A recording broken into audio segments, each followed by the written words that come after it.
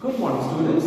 I hope all of you are fine today. So, in the last class, we have covered the topics of storage and increasing crop production.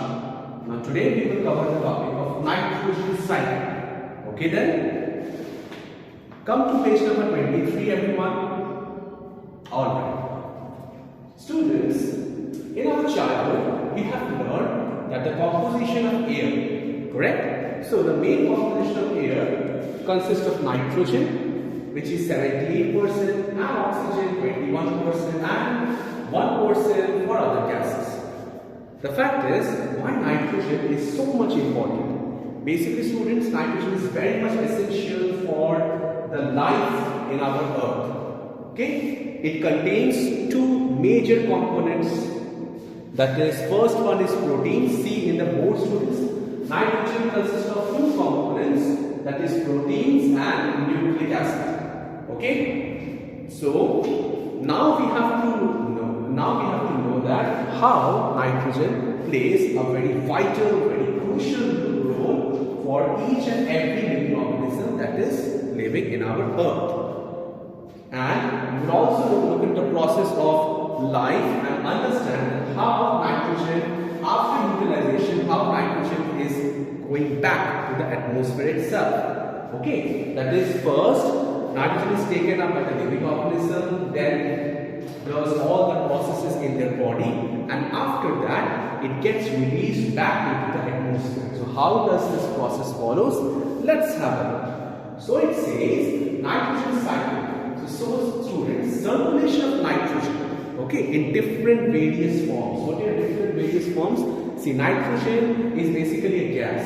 So, if it has to get into the living organism's body, then from the gases itself, it has to change into different compounds.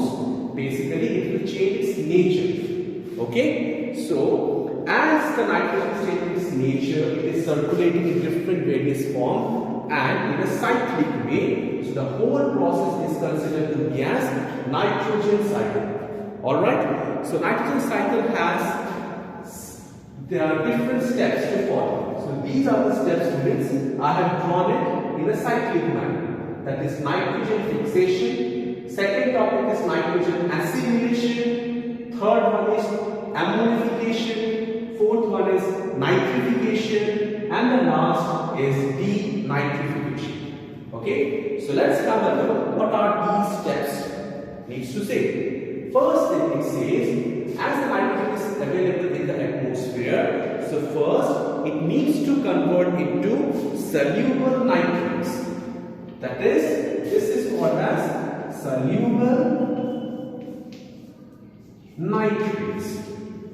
Nitrate is a compound which is mainly composed of nitrogen and oxygen. Okay, remember this. Alright, so first nitrogen gets converted into soluble nitrates, and but how it gets converted? Through different microbes which actually transforms nitrogen into two different components. So this transformation, it is called as nitrogen fixation. That means it is adding oxygen together, and after that it is making a soluble compound, for which it is known as nitrogen fixation. Okay? Now, then it will give it to the plants itself, and then plants will utilize all the nitrogen, all the nitrates, and after that it will manufacture its own food in which nitrogen or in which the nitrogen product is available. Because not only plants, all the animals in our earth, it also requires the nitrogen, or you can say that soluble nitrogen compounds is very much essential for all the living organisms. So nitrogen fixation, students, it is very much done by certain specific bacteria, and there is another microorganism which is known as blue-green algae. So these two organisms are responsible for doing the first process, that is nitrogen fixation. Okay, so you must be wondering that, sir, can you provide the nitrogen fixing bacteria? The nitrogen fixing bacteria is rhizobium. Spelling of rhizobium is R-H-I-Z-O-B-I-U-M. Rhizobium. Alright? So where does this bacteria stay? It stays in the soil itself. And if you want to see this bacteria, it actually lives in the roots of the leguminous plants. Okay then, leguminous plants means, for example, peas plant, beans plant. So if you try to see the roots of these plants, you will get the idea that, okay, root nodules, how does the root nodules looks like? And if you see it through by microscope, you can easily recognize the rhizobium bacteria. Okay. Now students, very much smaller amount of free nitrogen is available also. It increases or it arises through lightning. Have you seen the lightning in the case of thunderstorm? So basically, when lightning occurs, then free nitrogen is also available. Okay. So it can be fixed by lightning itself. So how it gets fixed? Let's have a look. Then see, nitrates and ammonia. The formula of ammonia. Okay, ammonia is also a nitrogenous compound. Okay, the formula of ammonia is NH3, and the formula of nitrate, it is NO3. Remember these two formulas. Okay, so nitrates and ammonia, students, it results from nitrogen fixation. Now these two compounds will get easily absorbed by the plant itself, and after that, when the animals, including human beings, when they eat all those food items, then they get the desired nitrates and the ammonia products from the food itself. Okay, and thus when these compounds enter into the body, then it gets easily absorbed by our body. And when it easily gets absorbed by our body, then it is known as assimilation. Assimilation means, students, when the essential thing needs to be distributed to all our parts of the body, so that each and every parts of different animals, including human beings, works efficiently, then that is called as assimilation. That means absorbed food gets transported equally and efficiently. Alright then? Okay. Now students, so after that, the dead remains of all the living organisms, including their waste products, these needs to be decomposed drastically. Who will decompose these? Again, it's the responsibility of the microorganisms who will decompose all the dead plants and animals, and from them they will again convert all the nitrogenous products into ammonia again and ammonia. That means when the animal has utilized all the nitrogenous products, that is nitrates and ammonia, after utilization, the remaining nitrogenous compound which is left in the body, these will get excreted through the microorganisms, or these will get decomposed by the microorganisms who will extract all the nitrogenous compounds, and then they will give it another form, that is ammonia again, and another form is ammonium. So as the microorganism is decomposing all the dead plants and animals, so this process is known as ammonification. Alright then, the third step. Then students, there are certain bacteria which is actually present in the soil, whose responsible is they can transform ammonia into nitrates. Then after converting into nitrates, students, then the plants will take all those nitrates into their tissues. That means after the bacteria has performed all the activities, converted the nitrogen into nitrates, the plants will take up all those nitrates, and after entering the nitrates into their body, then these nitrate students, they will reach their different tissues. Tissues are composed of different cells.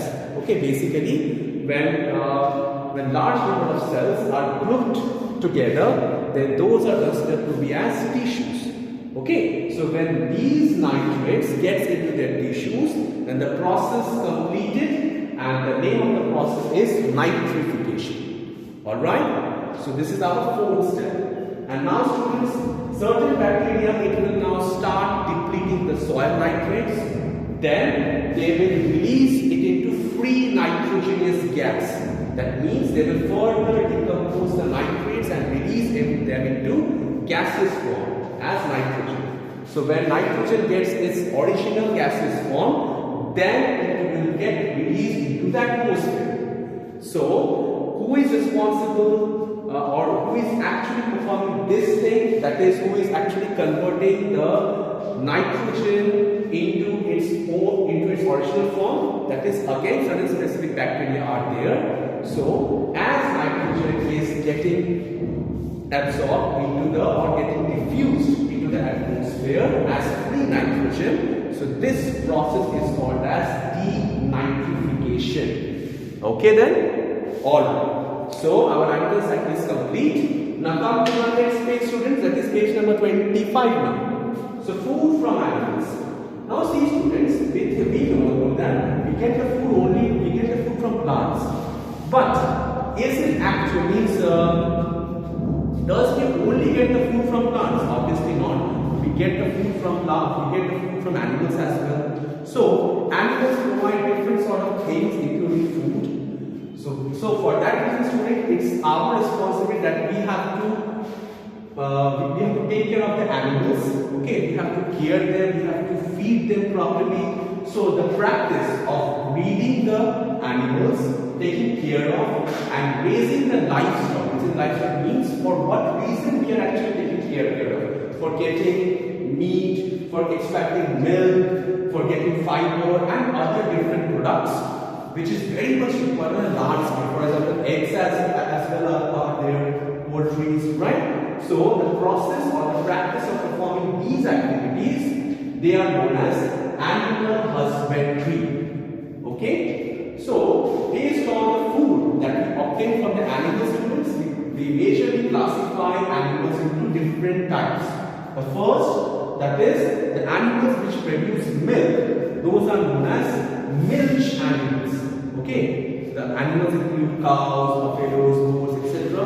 We basically know that milk is used for different products, for making different things, for just like, for example, curd, butter, ghee, etc. So all the milk animals are very much required to produce the milk. Okay, so we have to take care of the milk animals as well. Number two, meat and egg producing animals are also there, including goat, sheep, poultry birds are there, just like turkey, geese, ducks. So basically we get the desired amount of eggs and meat from there. So again we have to take care of these animals as well. Then we obtain the fish from freshwater sources, as well as we obtain the fish from marine sources, as well. That means the salty water. So as the fish is reared, okay, so when the fish is reared, that means when we are taking care of the fish, then we are taking care of the fish as well. So that fish rearing process is known as fisheries. And if we are performing the process of farming fish, but on a large scale, okay, you are rearing the fish on a large scale in a big water source, then that is called as pisciculture. Okay.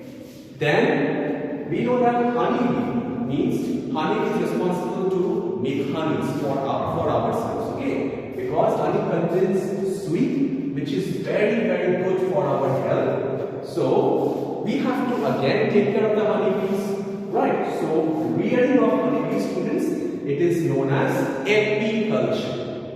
Okay then, students. So as we rear the honeybees on a large scale, so the process or the practice of rearing honeybees is known as apiculture. Okay, students. So our chapter has completed. All right. So go through the chapter completely. Read all the necessary topics. Read all the relevant points. Highlight all the points if it is required for giving the answers correctly. Okay. And then read it and try to make your answers in your own words. Okay then, students. So till then, take care of yourself and thank you very much.